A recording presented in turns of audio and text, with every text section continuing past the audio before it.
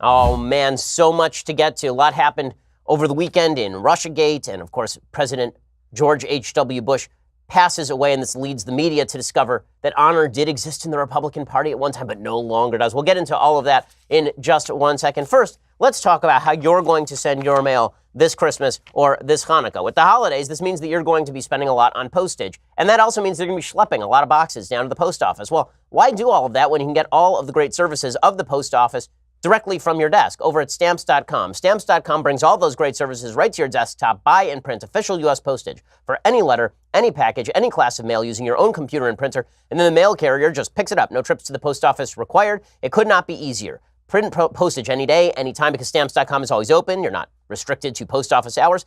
They not only save you time, they save you money. Stamps.com helps you print the right amount of postage every time, so you're not overpaying. And with Stamps.com, you also get discounts that you can't get even at the post office. Stamps.com is a great gift to give yourself this holiday season. I use Stamps.com here at the Daily Wire offices. I use it at home as well. And right now, you can enjoy that Stamps.com service with a special offer. Special offer, 4-week trial plus postage and a digital scale without long-term commitments. Go to Stamps.com, click on the microphone at the top of the homepage, type in promo code Shapiro. That is Stamps.com. Enter promo code Shapiro. Go check it out right now. Stamps.com, promo code Shapiro for that special deal. All right, over the weekend, President George H.W. Bush, Bush 41 as they call him, passed away at the age of 94. H.W. was, in fact, an American hero. His entire life was dedicated to American public service. According to the Associated Press, the public viewing for President George H.W. Bush will kick off 4 days of events that will include a state funeral at Washington's National Cathedral on Wednesday and a private service at President Bush's longtime church in Houston on Thursday. His body is supposed to arrive in Washington today for public viewing in the Capitol Rotunda, which is a rare honor that is only bestowed on a few. Former Secretary of State Colin Powell called him a perfect American for how he served his country in so many capacities. He died at his Houston home at age 94 over the weekend. His crowning achievement as president was assembling the international military coalition, according to the Associated Press, that liberated Kuwait from invading Iraq in 1991 in a war that lasted just 100 hours at the time. He was ripped up and down for not invading Iraq directly and going after Saddam Hussein. He said that was beyond the mission, and obviously later events seem to have justified that to at least a certain extent. He was a humble hero of World War II. He was just 20 when he survived being shot down during a bombing run over Japan. He enlisted in the Navy on his 18th birthday. He, in fact, forewent his actual Yale scholarship to instead go into the Navy. He was shot down while he was in the Navy. In fact, they have tape that was played during the 1992 and 1988 presidential runs that showed him actually being dragged out of the ocean by fellow members of the Navy. He's the youngest Navy pilot in America at the time. He was dragged out of the water. Here's some of that footage. Here's what it looked like.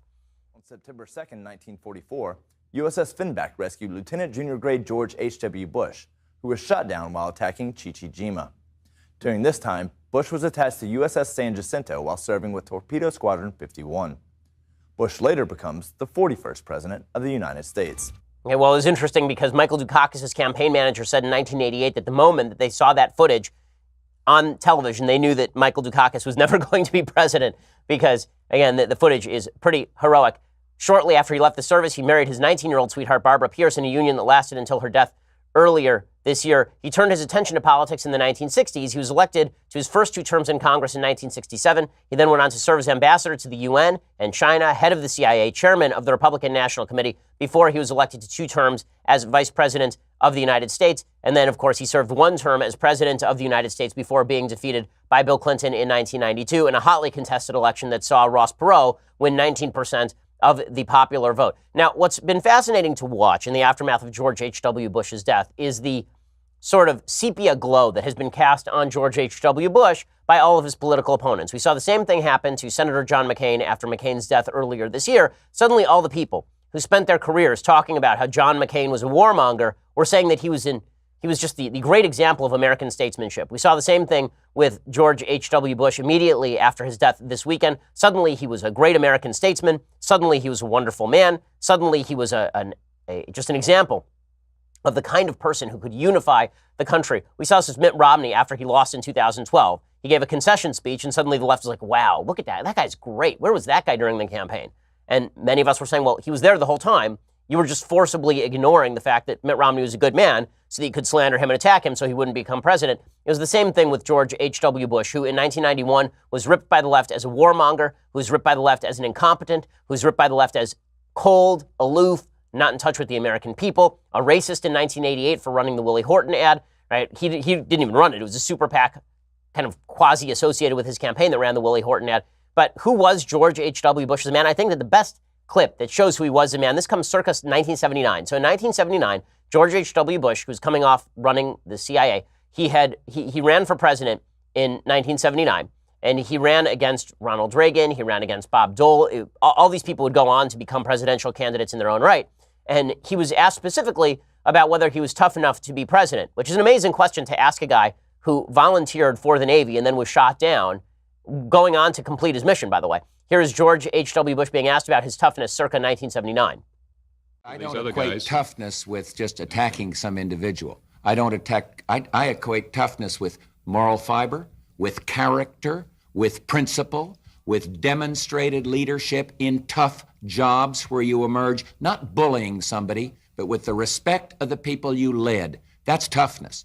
That's fiber. That's character. I've got it. And if I happen to be decent in the process, that should not be a liability.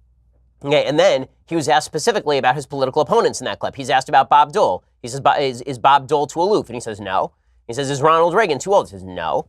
And then he specifically refuses to attack his other political opponents on the stage. And that was fairly common for George H.W. Bush. Now, look, as a very conservative Republican, was I the biggest fan of George H.W. Bush's presidency? I mean, to be frank, I wasn't there for most of it, at least into politics. I was 4 years old when he took office, and I was 8 when he left. So, but in retrospect, do I look back at his presidency and say that was a shining example of what an American presidency should be? No, I have severe policy differences with George H.W. Bush. George H.W. Bush did not keep his promise not to raise taxes. George H.W. Bush sold AWACS to the Saudis. George H.W. Bush, on foreign policy, I am not with the common consensus that in 1991 he shouldn't have gone and deposed Saddam Hussein at the time. It would have certainly saved America a lot of trouble in the long run if he had done so. But with all of that said, was George H.W. Bush a deeply honorable human being? There's no question he was a deeply honorable human being. He was a good man. This is a good man with a good wife and a good family. And we're seeing the same thing happen to George W. Bush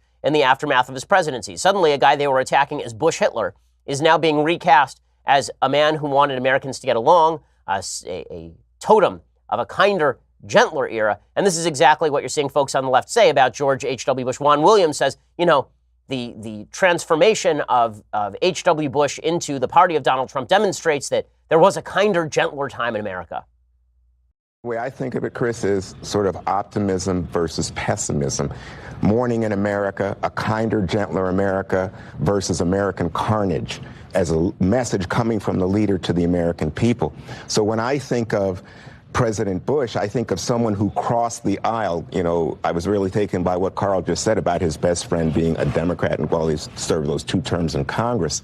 And of course, he followed Reagan's pronouncement, 11th commandment, speak no evil of another Republican.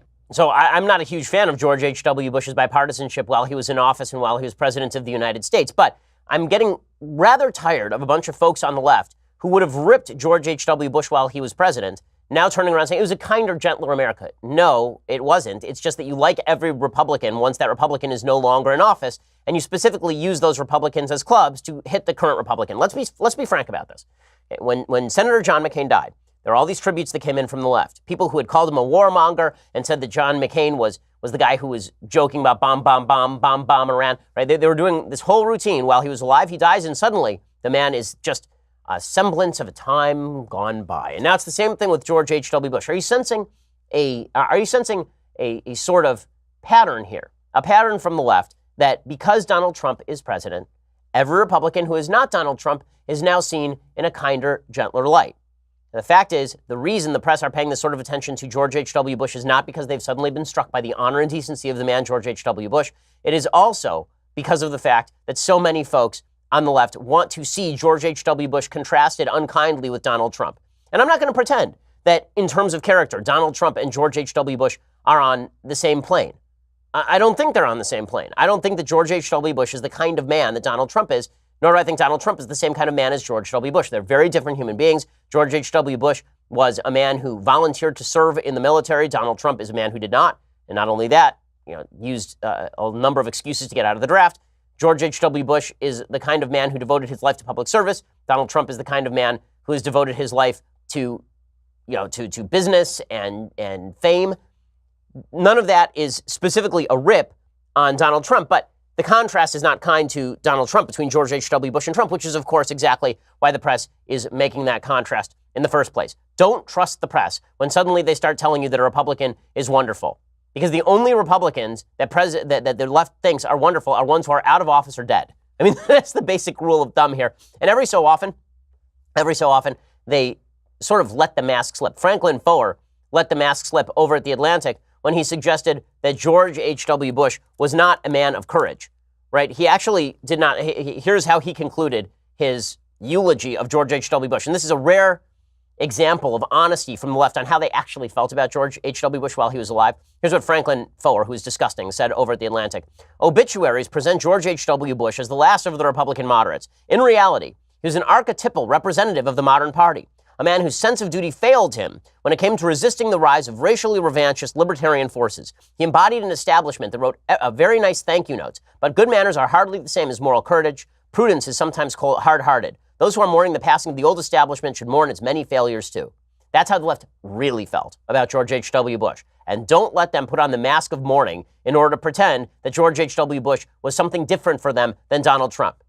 You and I, we can see the differences between George H.W. Bush and Donald Trump, which were many and myriad. Some in favor of Bush in terms of character, some not in favor of Bush, maybe in terms of policy. But for the left, the only reason that they are now donning the mask of mourning when it comes to George H.W. Bush is so that they can attempt to proclaim that Donald Trump is significantly worse by any sort of comparison. Hey, in just a second, I want to talk to you about George H.W. Bush's final words. I mean, whenever a man of honor dies, it's a loss, obviously, to the country. And the stories of his death are pretty moving. I'm going to talk about that in just 1 second. But first, let's talk about what's going to hit you when you unwrap a brand new phone this Christmas. Okay? That brand new monthly bill that's going to come along with it. It's not going to be great. Big wireless providers can seriously suck the joy out of the holidays. So this year, don't just upgrade your phone, upgrade your wireless provider and switch to Mint Mobile. For a limited time, Mint Mobile is offering the best holiday deal in wireless that you have ever seen. 3 months of service for only $20, which is unbelievable. 3 months of cell service for just $20. Mint Mobile's holiday deal is only here for a limited time, $20 total. It gets you 3 months of wireless service with 5 gigs of 4G LTE data each month, plus unlimited talk and text. Not going to get a better deal than this. Use your own phone along with any Mint Mobile plan. You can keep your old phone number along with all your existing contacts. Mint Mobile runs on the nation's fastest, most advanced LTE network. If you're not 100% satisfied, Mint Mobile has you covered with their 7-day money-back guarantee, so you really have nothing to lose. Ditch that old wireless bill. Start saving with Mint Mobile. No reason to rack up charges this Christmas or Hanukkah. Instead, why don't you go get Mint Mobile and you can get that great new phone, and also you won't have to pay through the nose. Take advantage of that Mint Mobile holiday deal before it's gone. Get 3 months of wireless for $20. Get the plan shipped to your door for free by going to mintmobile.com/Ben. That is mintmobile.com/Ben. Again, 3 months of service for just $20 at mintmobile.com/Ben, mintmobile.com/Ben. Go check it out right now. All right, so the stories of President Bush's death are really moving. I mean, this is a man with, it's hard to imagine a better American family. A son who was a governor, another son who was president of the United States and governor of Texas, a family in third generation of politics. Pretty amazing stuff. Again, as I emphasize, I think that it is fair for people on the right to talk about the goodness of George H.W. Bush if they didn't spend their careers attacking him as a bad man. People like Franklin Foer over at The Atlantic, I think, are more reflective of what the left really thinks about George H.W. Bush. Again, Franklin Foer ripping into George H.W. Bush, saying he didn't have any moral courage. When's the last time Franklin Foer signed up for the military in the middle of World War II? It's just amazing. Just quick final note from Franklin Foer before we get to the last words of George H.W. Bush.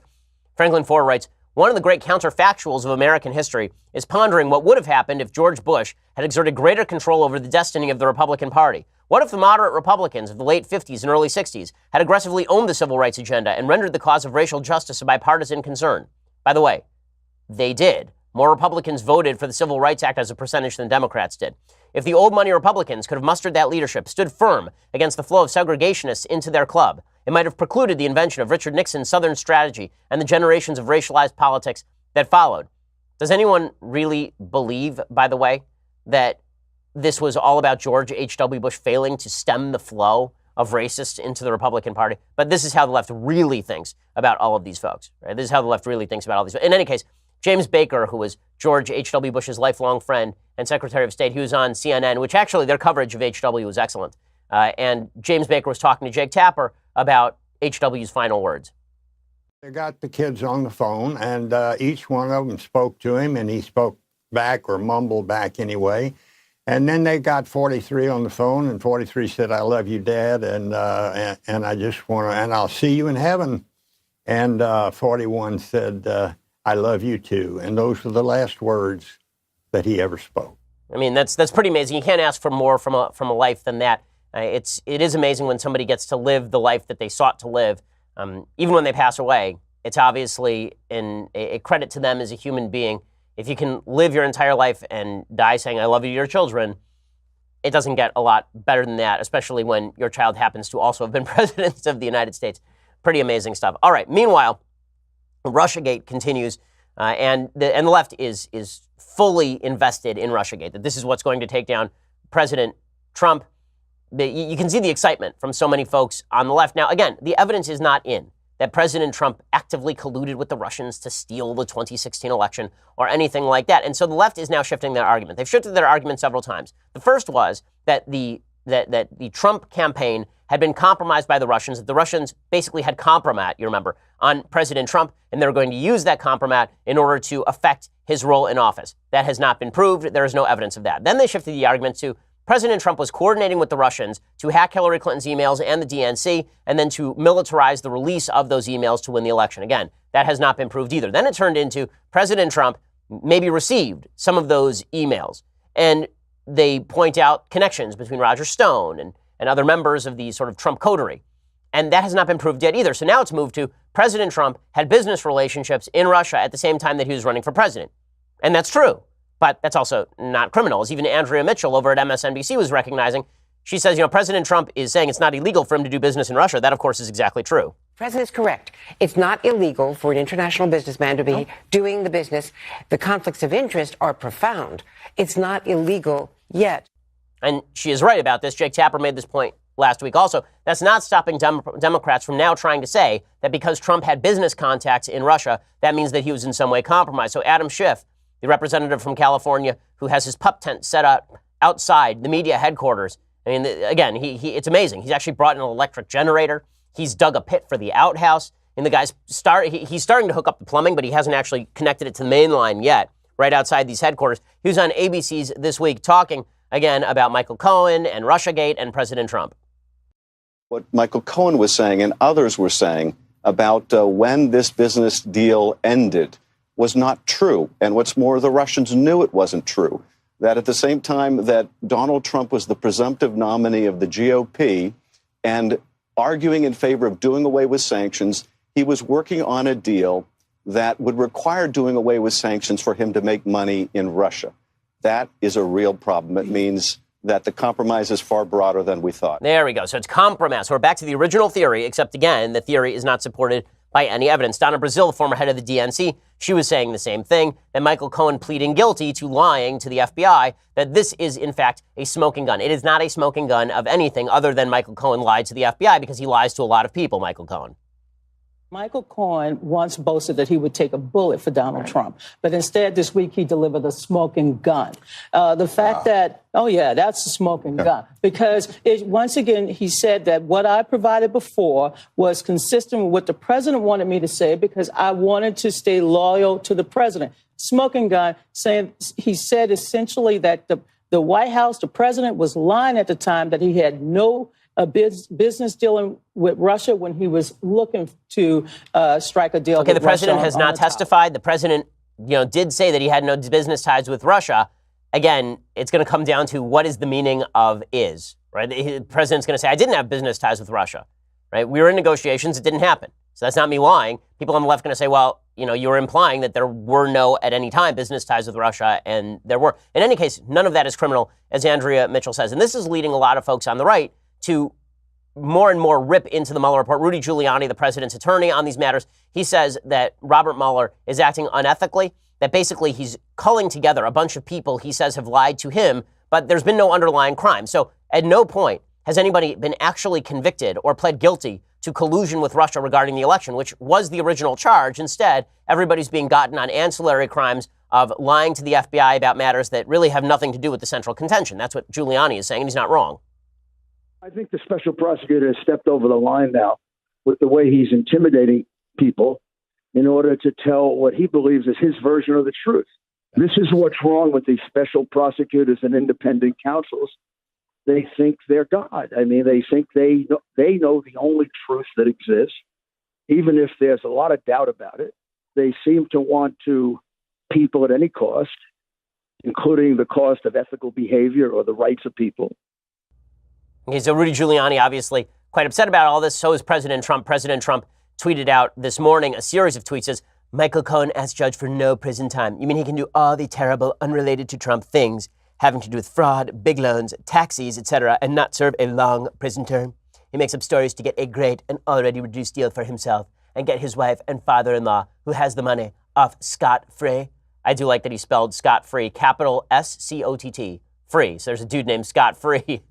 He lied for this outcome and should, in my opinion, serve a full and complete sentence. I will never testify against Trump. This statement was recently made by Roger Stone, essentially stating he will not be forced by a rogue and out-of-control prosecutor to make up lies and stories about President Trump. Nice to know that some people still have, quote-unquote, guts. Bob Mueller, who's a much different man than people think, and his out-of-control band of angry Democrats don't want the truth. They only want lies. The truth is very bad for their mission. Okay, so in a second, I'm going to say why I think that President Trump's sort of half right and why he's sort of half wrong. But first, let's talk about how you can make your business better. Well, the way that you can make your business better is by having better employees. Let's face it. Half the people who work for you, schlubs. You need to replace them with people who are not schlubs. And this means you need to go over to ZipRecruiter.com right now. Hiring can be pretty time-consuming. You post a job to several online job boards, and then you get tons of the wrong resumes. Then you have to sort through all the resumes to find a few people with the right skills and experience. Job sites that overwhelm you with the wrong resumes, those are not smart. So instead, do the smart thing. Go to ZipRecruiter.com/dailywire. Unlike other job sites, ZipRecruiter finds qualified candidates for you. Its powerful matching technology scans thousands of resumes to identify people with the right skills, education, and experience, and actively invites them to apply to your job. So you get qualified candidates fast. It is no wonder that ZipRecruiter is rated #1 by employers in the United States. This rating comes from hiring sites on Trustpilot with over 1,000 reviews. Right now, my listeners can try ZipRecruiter for free at this exclusive web address, ZipRecruiter.com/dailywire. If you love the show, show your support of it and ZipRecruiter by going to ZipRecruiter.com/dailywire. We use it here at the Daily Wire. ZipRecruiter.com/dailywire. ZipRecruiter is indeed the smartest way to hire. No reason for you to suffer with a bad business. Check it out right now, ZipRecruiter.com/dailywire. So President Trump obviously upset with the Mueller investigation. Why? Because the theory is that Mueller is basically getting a bunch of people to cop to things that are not major crimes in order to get them to flip on the president and say things that are untrue. Now, a couple of things can be true at once.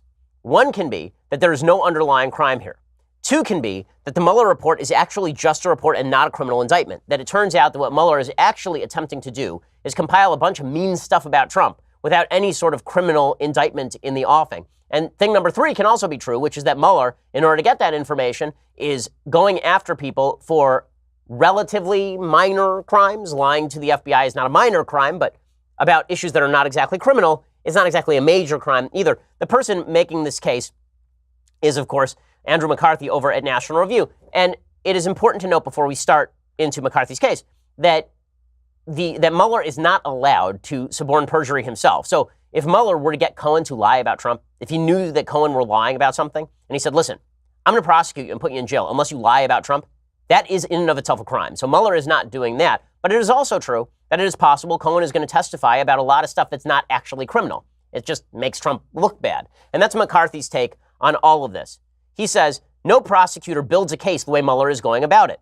What prosecutor says, here's our witness lineup: Michael Flynn, George Papadopoulos, Alex Van Swan, Rick Gates, Paul Manafort, Michael Cohen. And what is it they have in common, ladies and gentlemen? Bingo, they're all convicted liars. For a prosecutor, like any trial lawyer, what the jury thinks is at least as important as what the law says. If the most memorable thing the jury takes into the deliberation room is that no one should believe a word your witnesses say, you're not going to convict the lowliest grifter, much less the president of the United States. Instead, what you have to do is build your case by having your cooperating accomplice witnesses plead guilty to the big scheme you're trying to pin on the main culprit. They say there was a big thing Trump was trying to do. I was a part of it. Now I'm testifying about it. But no one's actually testifying to any of that stuff. He says, in short, You build a case by first establishing the foundational criminal offense. Juries do not convict people because they like or trust the prosecution's witnesses. They convict because they are persuaded that justice demands redress for a real crime. Note that word, crime. But there is no crime here. That is why from the beginning of the Trump-Russia investigation, and certainly since Mueller's appointment on May 17, 2017, we have stressed that the probe is a counterintelligence investigation, not a criminal investigation. Mueller does not have a crime he is investigating. He is investigating in hopes of finding a crime, which is a day and night different thing. So here's what McCarthy concludes, I think correctly. He says, that brings us to the where there's smoke, there must be fire talking point Mueller fans have been trying out. If all these people are lying to cover up something, that something must involve some egregious criminality. That's ridiculous. We know from our own daily lives that crimes account for only a very small percentage of the things people lie about. Indeed, throughout the 1990s, Democrats insisted that prosecutors should leave Bill Clinton alone because everybody lies about sex. People lie about things they are embarrassed or ashamed of. Politics is a seamy business, but politics is not a crime. Consequently, if you criminalize politics, if you turn a prosecutor loose to investigate political campaign activities, you're apt to find unsavory conduct that is not criminal, but that some people will lie about. So why exactly is Mueller turning lies into guilty pleas? First, he's not going to indict the president, so Mueller is not worried about the lack of credibility of these witnesses. Second, he knows the media is going to cheer everything that he does. The media reports Mueller is investigating the Trump-Russia collusion. Dozens of people have been charged or convicted, but they will not report that no one has been charged, much less convicted, of any crime involving collusion between Trump and Russia. And third, defendants convicted of making false statements are useful because Mueller is writing a report, not preparing for a jury trial. Convicted liars never get cross-examined in a report, nor do they give the bumpy, inconsistent testimony you hear in a courtroom.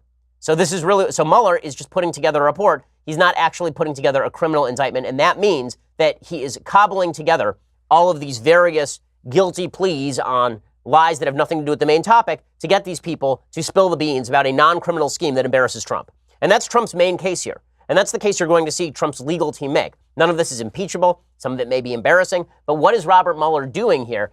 And Robert Mueller's case is going to be, listen, when people lie to the FBI, that's a crime. And it is my job to prosecute people who commit crimes.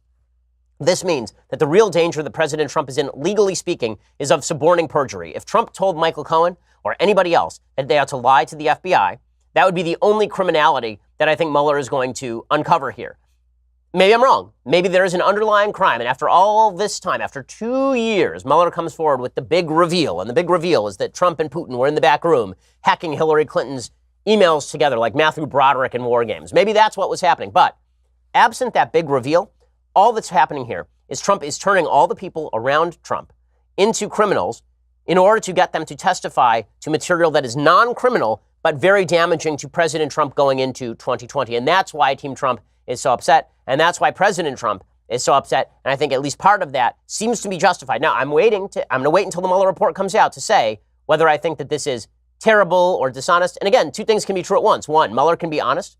Mueller can be doing his job. And that job had no boundaries from the outset. And that lack of boundaries has led a special prosecutor to do what special prosecutors always do, which is find ancillary crime. Again, Bill Clinton was not impeached for committing an underlying crime. He was not impeached for committing sexual assault against Paula Jones. He was impeached for committing perjury. He was impeached because he suborned perjury. President Trump could get caught in the same trap here simply by dint of the underlying crime. So we'll see how all of this plays out. Now, meanwhile, we'd be remiss if we did not talk about the situation in France, because right now France is basically on fire. The footage from France is absolutely astonishing. Here is some footage of the police firing rubber bullets into crowds over by the Arc de Triomphe. I mean, people marching down the center of Paris, and the police, who you will see in black here behind the barricades, firing rubber bullets into the crowd of people who are wearing yellow. It's pretty amazing stuff. And so, full-scale rioting in the streets of France. And you can say, it's legitimately like a pitched street battle. People throwing rocks at each other, the police officers who are ducking behind their shields and then firing rubber bullets into the crowd. The destruction is pretty astonishing as well. We have some of the pictures of the destruction. Here's what some of the destruction looks like. Not just the smoke in the streets, people burning cars in the streets, people being water hosed in the streets.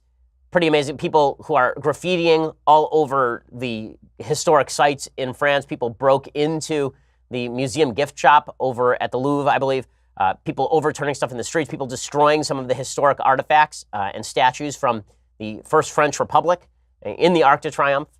Pretty incredible stuff. So what are all of these riots about? It turns out that reality has its day. Reality suggests that people are going to riot when they feel economically dispossessed. And they feel economically dispossessed when you decide to tax them extraordinary amounts of money to pay for your global warming agenda. That's really what's happening in France right now. I'm going to talk more about that in just 1 second. But first, it's uncomfortable in France, but you don't have to be comfortable down below. That's why you need the best underwear on the market. Dudes, this holiday season, as you rack your brain for the perfect gift, I have some tips for treating yourself and everyone else on your list to mind-blowing comfort. It's Tommy John, the revolutionary clothing company that is redefining comfort. Tommy John has the most comfortable underwear for everyone on the planet. You can count on their products to be snug and neat and to stay in one place. All of their underwear sports a no-edgy guarantee. Comfortable stay-put waistbands, a range of fabrics that are luxuriously soft, feather-light, moisture-wicking, breathable, designed to move with you, not against you. That means no bunching, no rolling, no riding up. So, if you're still on the fence, wondering if Tommy John would be a memorable gift, just think of the fact that you're not going to have to be picking that wedgie or watching any of your friends do the same. And with limited edition holiday gifts and daily deals, there's something for everyone on your list, naughty or nice. Give the gift of mind-blowing comfort this holiday season with limited edition holiday gifts from Tommy John. Save 20% on your first order at TommyJohn.com/Ben. That's TommyJohn.com/Ben. Again, these underwear really are terrific. I'm wearing them right now. And let me say, my level of comfort, extraordinary. So good, so good. And also, whenever you throw Tommy John in the wash, you get cheaper pairs of underwear and throw them in the wash. They come out and the elastic is shot and they're now sagging on you. That's not the deal with Tommy John. These things fit like a glove the first time, and they fit like a glove after you've thrown them in the wash a bunch of times. Durable, excellent, and they sport a no-edgy guarantee, which, as I say, would have helped me a lot in high school. TommyJohn.com/Ben for 20% off. TommyJohn.com/Ben. Go check it out right now. Also, before we go any further, and I have a lot more to get to on today's show, trade policy and the New York Times ripping on Hanukkah, because what would a day be in the New York Times without a bit of anti-Semitism or self-hating Jewry? We'll get to all that in just a second. But first, you have to go over to dailywire.com and subscribe. Tonight, if you're a subscriber, you will particularly enjoy our next episode of Daily Wire Backstage, Holiday Edition. That's right, I'm sacrificing my evening once again to be here with you. So if you're not here, I will take it as a sign of personal ingratitude. Daily Wire God King Jeremy Boring, me, Andrew Klavan, the awful Michael Knowles, and Alicia Krause will be here to talk holidays, politics and culture, and of course, answer your questions. As always, only Daily Wire subscribers get to ask the questions, so make sure to subscribe today. Coming up in 2019, I have to announce this, the Ben Shapiro radio show will be extended to 3 hours. This is what you get when you subscribe. The Ben Shapiro radio show is adding 2 full hours per day. So you got my podcast. You already get that. And if you're a subscriber, you get that live all the way through. But we have 2 more hours per day with all the great content you've come to enjoy. Unless you listen live on radio, the only way that you're going to be able to actually see all of that is to subscribe, because then you can watch it on demand. You can watch the full 3-hour show. So make sure to sign up for your subscription today. That's a hell of a pitch. If you're going to sign up for the holidays, I am now expending 3 times the effort to make sure that you enjoy your subscription. It's going to be amazing. Okay, $9.99 a month gets you that. Also, for $99 a year, you get this, the very greatest in beverage vessels. So you get all of that. You can sit there in the comfort of your own home as I sweat bullets trying to bring you the best in content 3 hours a day, sipping from this, the Leftist Tears hot or cold tumbler, enjoying your life to the fullest extent possible. You will love it. You will live it. It's spectacular. And you get all of those things for $99 a year, which is a solid deal. I mean, come on. It's not going to get better than that. Also, you get to be part of our mailbag. We have all sorts of new benefits coming behind the paywall that we are working on as I speak. I'm working on them in my head right now. So you get to go check that out right now. Also, check us out on YouTube or iTunes. We had a great Sunday special this week with Pastor John MacArthur. We have big Sunday specials coming up in the near future with a lot of very famous and great thinkers, as we do every Sunday. You get access to all of these things. Go subscribe at YouTube or iTunes. And when you do, then you get the rest of the show as well. It comes into your mailbox, all the good stuff. Go check it out. Leave us a review. We always appreciate it. We are the largest, fastest growing conservative podcast in the nation.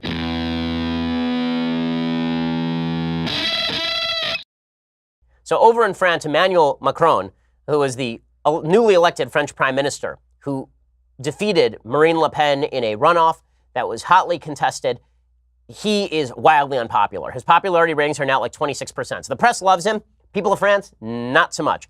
Now, this is breaking out into riots. According to the UK Daily Mail, graffiti was removed from the Arc de Triomphe today after anti-Macron protesters stormed through Paris on Saturday. The protesters occupied the city center. They torched cars, smashed windows with clubs and axes, stole an assault rifle from riot police, firing tear gas and water cannon in France's worst urban rioting in years. The French president today vowed to bring the rioters to justice as he has inspected wreckage on the Champs-Élysées. The Yellow Vest protesters, which began as a rebellion against a fuel tax hike, but have expanded into weeks of civil unrest today. There's a massive strike of ambulance employees, which is, I'm sure, great for folks who need to get to the hospital.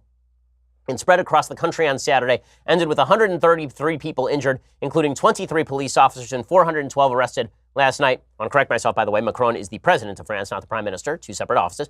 Macron was jeered by lingering Yellow Vest supporters before chairing a crisis meeting with ministers amid calls to declare a state of emergency or even send in the army to quell the violence. So why exactly are people protesting? Because gas prices in France are out of control, and 60% of those gas prices are due to fuel taxes. Those fuel taxes are largely created to pay for the crackdown in global warming. Now, is the Earth cooling specifically faster because of all this?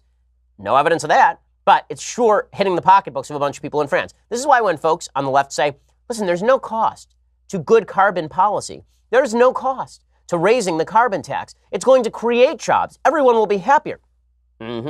Yeah, going great in France, isn't it? So Macron held talks with his prime minister and interior minister at the Élysée Palace nearby. Images showed the inside of the Arc de Triomphe ransacked with the statue of Marianne, a symbol of the French Republic, smashed and graffiti scrawled on the exterior. The French leader spoke with police and firefighters on one of the avenues near the Champs-Élysées, with some yellow-jacketed protesters shouting, "Macron, resign." A government spokesman said it was out of the question that each weekend becomes a meeting or ritual for violence, because this was the second consecutive Saturday ending in violent carnage in Paris. The capital was calm on Sunday, but a motorway was blocked by yellow-vested protesters in Lyon. So things are breaking down, and they are breaking down because it turns out that when you want to pay for socialistic programs, then people get angry. This is why when everybody's, look, all the people in Europe, they're so happy. Everything is so great. Why don't you spend some time over in these places and see what the civil unrest looks like in places like France before you talk about radically raising the taxes on American citizens to pay for carbon emissions, for example. Protesters said the riots yesterday were the start of a revolution in violence which echoed the near revolution of 1968. Frederic Lagache of the Alliance Police Union, he called for a state of emergency. He said, we are in an insurrectional climate. Lagache said army reinforcements should be brought in to guard public monuments, freeing up the police to deal with other trouble spots. And so things have gotten very ugly over in France. There are consequences to public policy. Euronews has a pretty good summary of what exactly is happening in France. They say discontent was triggered by the government's measures to keep increasing a direct tax on diesel, a fuel commonly used by motorists in France, as well as the carbon tax. Protesters see these as disproportionately affecting those who use their cars to get to and from their jobs every day. Their core demands are to put a freeze on fuel tax increases due in January and measures to boost spending power. The hike in fuel prices is due to three things, according to Euronews: volatile crude oil prices, the carbon tax, and diesel and petrol taxes. And the taxes are used to help finance the general budget of the state. So it is not just that they are used for carbon taxation. They're also used to pay for the exorbitant social system in France. France has serious problems. The riots in France over the past few years have come in part from radical Muslim immigrants. You've seen riots in France that have been disproportionately from those folks in particular areas of the country. And you've also seen from the right in France, which is very upset with the taxation policy in France. Civil unrest tends to follow giant government, and this is what's happening in France because, again, you can't have these policies without some consequences accompanying them. Policies have consequences, sort of the theme of today's show, at least in part. And that is why President Trump is now backing off tariffs on the Chinese, because President Trump is looking at the economy and starting to realize that tariff policy undercuts everything that he is currently trying to do. In an announcement yesterday, Chinese President Xi Jinping and President Donald Trump put their bilateral trade war on pause momentarily, striking an agreement to hold off on slapping additional tariffs on each other's goods after January 1st, as talks continue between both countries. President Trump decided this was a big win for him, even though the reality is that if Trump hadn't threatened tariffs in the first place, we wouldn't be lowering tariffs in the second place. President Trump created a lot of trade chaos, and then when the trade chaos is temporarily postponed, the stock market jumped, which is exactly what you're seeing today. In a White House readout of a dinner at the G20 summit in Argentina, Xi and Trump discussed a range of nettlesome issues, among them the trade dispute that has left over $200 billion worth of goods hanging in the balance. The statement read, President Trump has agreed that on January 1st, 2019, he will leave the tariffs on $200 billion worth of product at the 10% rate and not raise it to 25% at this time. American and Chinese officials will continue over the next 3 months to negotiate lingering disagreements on technology transfer, intellectual property, and agriculture. Meanwhile, China will agree to purchase a not yet agreed upon but very substantial amount of agricultural, energy, industrial, and other products from the United States to reduce the trade imbalance between our two countries. China has agreed to start purchasing agricultural product from our farmers immediately. Well, it sounds like a win for us, except for the fact that they were already purchasing an enormous amount of agriculture from us before, right? They were purchasing basically our entire soybean supply, for example. And it turns out that President Trump's tariff policies, rather than lowering the trade deficit, actually increased the trade deficit in expectation of the tariffs. According to Bloomberg, the U.S. trade deficit widened in July by the most in 3 years. The gap with China hit a record as the Trump administration imposed tariffs on a range of Chinese goods, prompting retaliatory levies from Beijing. Turns out that trade policy is all fun and games until the actual consequences of the trade policy become known. I'm glad the president is backing off of all of this. It is one thing to crack down on the Chinese for fraud and intellectual property infringement. It's another thing to impose tariffs just because President Trump thinks he's protecting domestic industry. He is not, in fact, protecting the domestic economy by taxing American citizens for cheaper goods from abroad. Okay, meanwhile, Alexandria Ocasio-Cortez has gotten herself in the headlines again, this time by tweeting something insanely stupid again. Now, I know, according to the media, we're not supposed to cover Alexandria Ocasio-Cortez, right? This is the way this works, is that the media say that the new congresswoman from New York is a godsend. She's a fresh face. She's wonderful in every way. And then if we talk about her in places like this, it's, oh, you're obsessed with her. Oh, you're obsessed with her. And this is just high-level media trollery. If you decide to make her a celebrity, and then we talk about the fact that she can't legitimately add numbers together, like basic numbers together, then it's our fault. And then it's our fault. How dare we? You make her a celebrity, but if we comment, oh, we're obsessed. We're obsessed. Listen, she's a public figure. When she tweets something dumb, then she should be called out for it. This is a tweet that has 66,000 likes. Here is what she tweeted. $21 trillion of Pentagon financial transactions could not be traced, documented, or explained. $21 trillion in Pentagon accounting errors. Medicare for All cost $32 trillion. That means 66% of Medicare for All could have been funded already by the Pentagon. And that's before our premiums. Okay, this is mathematically illiterate. Illiterate. Okay, the reason it is mathematically illiterate is that we have not actually spent $21 trillion in the entire history of the Republic of the United States on defense. Okay, we spent $700 billion in total last year. She also claimed at one point, I believe, that we had $700 billion in fraud that same year. Okay, this number does not add up. That is not a correct interpretation of the numbers that she is looking at. Also, acknowledging that your program is massively expensive to own the cons. Big win for Alexandria Ocasio-Cortez, but oh, sorry. I'm not supposed to point out when she says something really dumb because that means that we are obsessed with her here. We're supposed to just pretend that none of this is happening. So, good stuff from Alexandria Ocasio-Cortez. Meanwhile, in other things stupid, the New York Times has a piece today about the Rockettes. Okay, the Rockettes are too white. This is according to Ginia Belafonte. Now, if you think that folks at the New York Times are race-obsessed, you would be correct because everyone at the New York Times has lost their minds. Here's what they write over at the New York Times. Ginia Belafonte, November 30th. She says, on Wednesday, as it happened, I went to see the Christmas Spectacular starring the Radio City Rockettes, which is something you can do at 11 o'clock in the morning in late November in Manhattan. I was by myself. My son, like so many children growing up in New York and fed with its imperious cultural attitudes, would sooner eat a head of escarole than choose to see something dependent on the word spectacular as a noun. There are plenty of children in the audience, though, even if it was a school day. Plenty of old people and middle-aged people. Many of them were wearing Santa hats. The crowd was overwhelmingly white. This means that it's a bad show. If a crowd is overwhelmingly white, it must be bad. If the crowd at the latest Beethoven concert is overwhelmingly white, that means Beethoven is bad. I mention this fact because at the end of the second decade of the 21st century, the Rockettes, whose performances are taken in by almost 1 million people every holiday season, are themselves almost all white. So not all white, almost all white. It's not enough that they have some non-white members of the cast. It's not diverse enough. It's just like segregation. The show I saw featured, as far as I could tell, only one African-American dancer in the lineup of close to 40. There were in the end more camels on stage than black women. By the way, if you go to a Rockettes show and your first inclination is to start counting the black women, I'd say you have a problem. Among the 80 dancers who made up the Rockettes core, 10% are women of color, a spokesperson for the company told me. You're only seeing half the cast during any given show because there are so many performances to fill, on weekends up to 6 a day. Regardless of that, any variance in skin tone is obscured by lighting and makeup that have the effect of creating a stultifying homogeneity. They need a New York Times columnist to tell them how to run the Rockettes, which has been a continuous show on Broadway for decades. Ancillary cast members in the pageant, non-Rockettes, include a black man playing an elf and a black man playing a bellman. Oh, no. By the way, speaking of playing an elf, my sister, a Jewish girl, played an elf in her elementary school, public school production of A Christmas Thing. I guess that was also anti-Semitic or something. The Rockettes are the creation of someone named Russell Markert, who first brought them to stage in St. Louis in 1925, oversaw their direction at the Radio City Music Hall from the 30s until the 70s. His goal had been to build the most precise and uniform dancing troupe in the world, and to that end, he imposed height requirements for the women in the line. These expectations have continued, unabated. Such a vision accommodates little tolerance for difference. I agree. I think that the Radio City Rockettes should be forced to perform with people who are paraplegic, for example. I think that the Radio City Rockettes, half of them should be in wheelchairs. I think it wouldn't change the nature of the show at all, and it would show a massive understanding of the diversity of modern America, if that were to happen.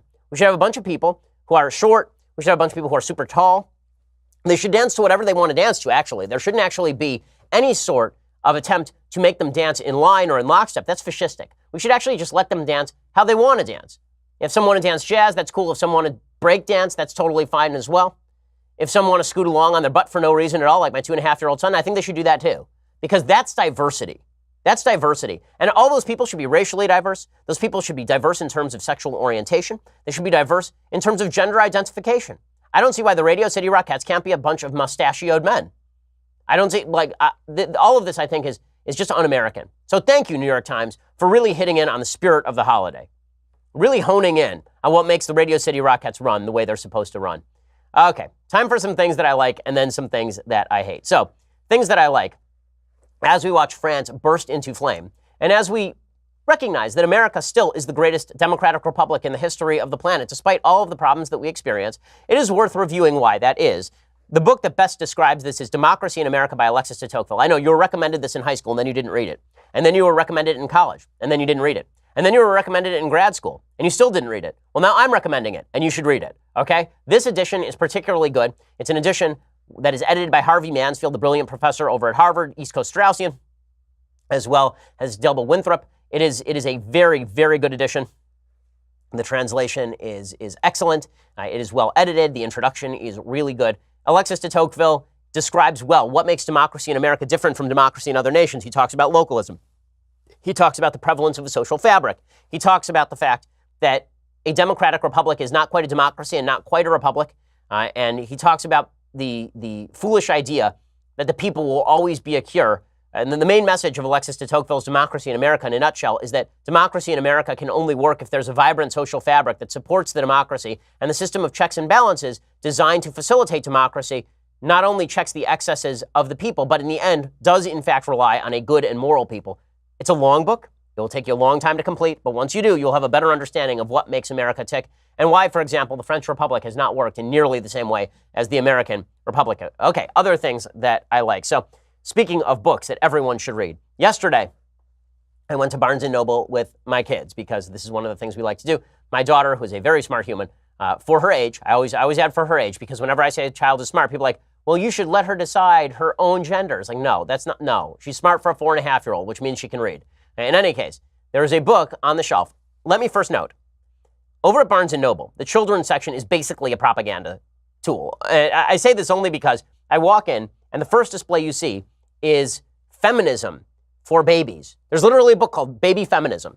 And what it is a picture of like Ruth Bader Ginsburg, and then it's a board book. You know, it's made out of the thick cardboard, so if your kids chew on it, it doesn't ruin the book. And it's a picture of Ruth Bader Ginsburg, and if you flip the page, it's then a picture of Ruth Bader Ginsburg as a baby, because every feminist was once a baby. And now it doesn't actually have the punchline, which is, if feminists had their way, many of these babies would never have been born, but nonetheless, that is one of the books on the shelf. Also, a Michelle Obama biography is on the shelf. It is a bunch of left-leaning books. My favorite, though, was this one. My mom actually spotted this one. And let it be known that just as my wife is a doctor, my mom runs companies. Okay, she's a she ran business affairs for major television and film companies in Los Angeles for years. So my mom actually worked outside the house, and my dad was home with the kids. My mom is a first-rate, first-wave feminist. In any case, she spots this book, and I see her sit down and start reading it, and she just starts laughing. The title of the book is My First Book of Feminism for Boys. And it is just incredible. It is just the best. So she hands it to me to read. And I will say this book is so informative and so great. It's by Julie Marburg, illustrated by Michelle Brumer Everett. The best page is a picture of a girl in a firefighter's uniform who is lugging a hose because she wants to be a firefighter, which is fine. Although I will say that female upper body strength is not as great as male upper body strength on average. And if you just had to pick a guy to be a firefighter or a girl to be a firefighter, knowing nothing else about them, you have to pick the guy. Because obviously you have to go by the average. The average is that men have more upper body strength. Also, I do love the accuracy of one woman carrying a fire hose, which generates like 1,000 pounds of pressure and requires at least 2 or 3 guys to carry. In any case, here is, but I'm not going to rip on the accuracy of a children's book. It's just a children's book. But here is the caption. Find a job that you'll love heading off to each day. Know the women you work with must earn equal pay. You're supposed to read this like a 2.5-year-old. So I sat there and I read it to my 2.5-year-old. And he looked at me very solemnly and he said, this claim does not adjust for job choice, time out of the workforce, or hours worked. And I said, my boy, you are just, you have been well put on your way, sir. And that was our actual conversation, word for word. It was really incredible. I mean, I didn't know that he knew about adjustments for job choice. I didn't know he knew about statistical regressions and multiple regression linear analysis. I didn't know he knew about all that stuff. It turns out not only did he know all this stuff, I let him drive home. It was really amazing. So check out that book, my first book of feminism for boys. I'm buying it for my business partner as his Christmas gift because I think he needs to know more about feminism. So he should go check that out. Okay, final thing that I like today. So over the weekend, first of all, you should go check out. On Friday, I did a 2-hour conversation with Jordan Peterson and Dave Rubin all about Christianity and Judaism and religion and meaning and purpose. It's really good stuff. It's really fun. Jordan and I are good friends at this point, and there's a lot to delve into. I think that it's really worthwhile. And then Jordan and Dave suggested that I stop by Jordan's show, which was fantastic. He did a show at the LA Orpheum over the weekend. A couple thousand people. I got to come out and I got to say hello. And as a gesture of solidarity, I brought Dave Rubin a cupcake. The reason being, last time I was on Dave's show, he asked me whether I would bake a cake for his same-sex wedding. And I said no, because I'm a religious person and I do not participate in ceremonies that I think are a sin, even though we are friends, right? And this is true with regard to intermarriage. This is true with regard to Sabbath violation. I mean, this is true for a wide variety of things that as a religious person, I consider sinful. Now, Dave can do what he likes, right? I mean, he's married to a guy, right? I mean, he can do what he wants. It's a free country, and that's fine. I'm good friends with Dave. I'm friends with his husband. All that's fine. But I, as a religious person, am not going to be compelled by a government or anyone else to violate my religious scruples and celebrate something that I believe is personally a sin. Okay, that's my perspective. I said that. People went nuts. So to prove that Dave and I are friends, and that also I have no objection to actually baking a cupcake for a gay guy, I baked him a cupcake. I brought it to him on stage. And I pointed out that I'm happy to bake a small cake for a gay man. So that is a thing that happened over the weekend. And then I also pointed out that I had, in fact, brought a cake for Jordan Peterson backstage as well. But it wasn't a physical cake. It was a mythological cake. It had lots of layers. And it's the layers that made it so bloody important. You see, I didn't want to bring him an actual physical cake. A physical cake connotes sweetness. And life isn't sweet. Life is pain and suffering, in which your journey is to make order out of chaos. And that's what you're supposed to learn from the metaphysical, mythological cake that has been bubbling up in our biologies and from a deeper place for legitimately hundreds of thousands of years. Once you understand the suffering of the mythological cake, then you understand the sweetness, which is far sweeter than any physical cake could be in the hierarchy. And that's why it's so bloody important. In any case, it was really a lot of fun. And I love Jordan. Jordan's great. So it's unfortunately not on tape, but that's my best recreation of what I actually said on stage at the event at the LA Orpheum. You should go, if Jordan's in your town, you should go see his events. They're really, really cool and really a lot of fun. Okay, time for a couple of things that I hate.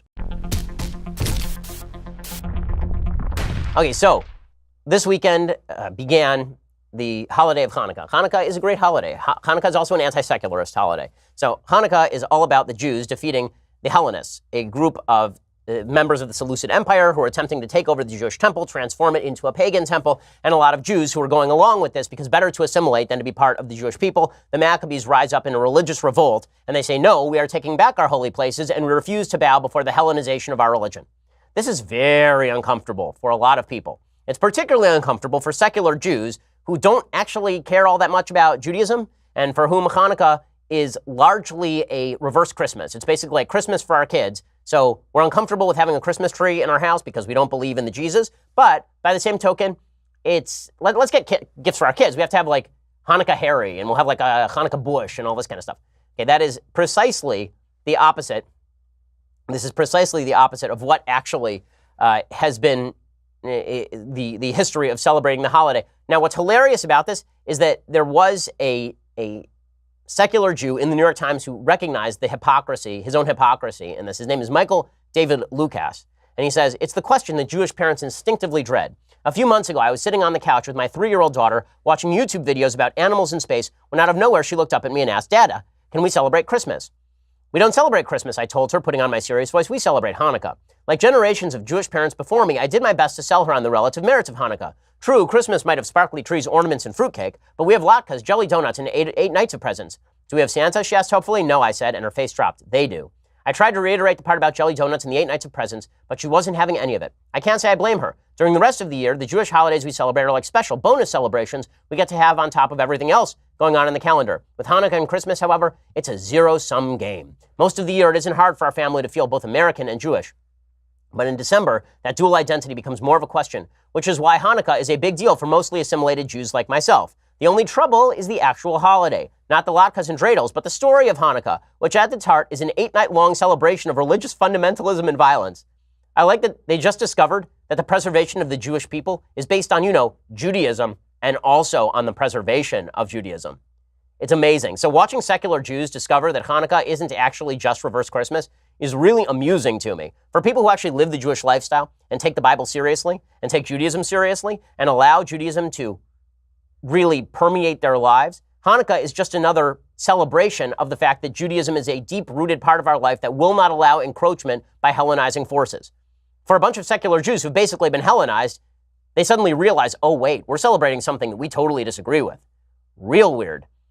He says, for most of the past 2,000 years, Hanukkah was an afterthought on the Jewish calendar, a wintertime festival of lights during which people spun tops and ate greasy food to commemorate what has to be one of God's least impressive miracles. A small container of oil lasted for 8 nights. Okay, there's a big argument in even the Talmud about what exactly is being celebrated, whether what's being celebrated is the oil or whether what's actually being celebrated is the victory of the Jews over the Seleucid Empire. Suffice it to say, I think it's the latter. More recently, as Jews have become assimilated into American society, the holiday has evolved into a kind of Semitic sidekick for Christmas.